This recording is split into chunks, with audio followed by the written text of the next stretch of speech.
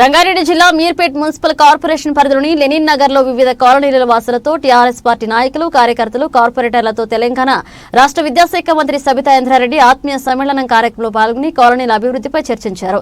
ఈ కార్యక్రమంలో జిల్లా chairperson Teegala Anitha Harinath Reddy, L Ramana, Meerpet municipal corporation BRS party అధ్యక్షుడు Arikela Kamesh Reddy, Meerpet municipal corporation mayor Durga Deepulal Chauhan, deputy mayor Teegala Vikram Reddy, స్థానిక టీఆర్ఎస్ పార్టీ కార్పొరేటర్లు తదితరులు అధిక సంఖ్యలో హాజరయ్యారు। ఇస్తే బాగుంది కదని జనాలు అనుకుంటా ఉన్నారు। కాబట్టి ఎవరికి జాగా ఉంటే ఆ జాగా ఉన్న వాళ్ళకి ఆని వాళ్ళు ఇల్లు కట్టుకుంటామంటే వాళ్ళకు 3 లక్షలు ఇద్దామని చెప్పారు కేసీఆర్ గారు।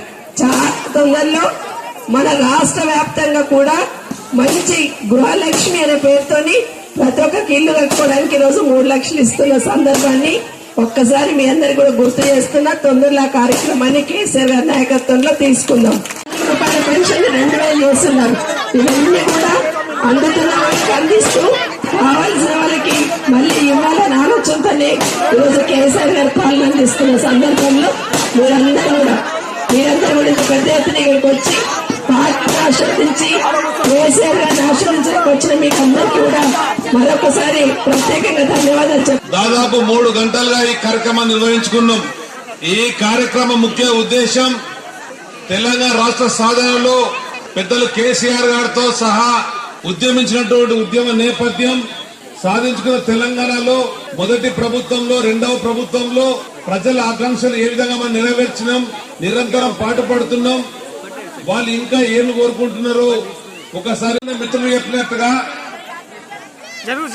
ఊహించని రీతిలో కుంభవృష్టి వచ్చి ఇక్కడ ఉండేటువంటి 3 చెరువులు అవి తెగిపోయి ఈ ప్రాంతం అంతా కూడా నీట మూడికి ఆస్తి ధ్వంసమయ్యే పరిస్థితి ఉండే వాతావరణ శాఖ హెచ్చరిక వల్ల ఒక అనుభవమైనటువంటి నాయకురాలుగా, ఒక బాధ్యత కలిగినటువంటి శాసనసభ్యురాలుగా, ఒక మంత్రిగా వెంటనే యుద్ధ ప్రాతిపదికన చర్యలు చేపట్టడం వల్ల ఆ 3 చెరువులను కాపాడుకున్నాం।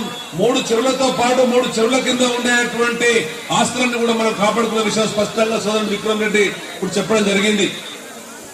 చేసినటువంటి పనులను ఒకసారి మనం నిమరేసుకొని వాటన్నింటికి అనుగుణంగా రాబోయే కాలంలో చేపట్టవలసినటువంటి అవసరాలను కూడా గుర్తించి ఇంతకుముందు ఇక్కడ సోదరిమణి బాధపడుతున్నది, అది ఏ బాధైనా గాని, తన వ్యక్తిగత బాధనే గాని, ఆ వీధిలో ఉండే బాధనే గాని, తన కులంలో ఉండే బాధనే గాని, తన కుటుంబంలో ఉండే బాధనే గాని, ఏదైనా కానీ మీరు నామోదు చేసుకోండి।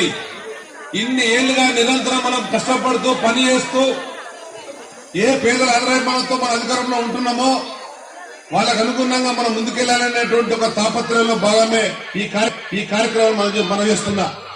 ఈ భారతదేశంలో అటు జాతీయ పార్టీలే గాని, ప్రాంతీయ పార్టీలే గాని అధికారంలో ఉన్నప్పుడు ఈ విధంగా ప్రజల మధ్యలోకి వెళ్లి మీకు చేసిన కార్యక్రమాలు ఇవి, మీకు చెప్పిన పనులకు అనుగుణంగా చేసుకుంటూ ముందుకెళ్తున్నాము। రాబోయే ఈ వీడియో మీకు నచ్చితే లైక్ చేయండి, షేర్ చేయండి, మా ఛానల్ ని సబ్స్క్రైబ్ చేయండి।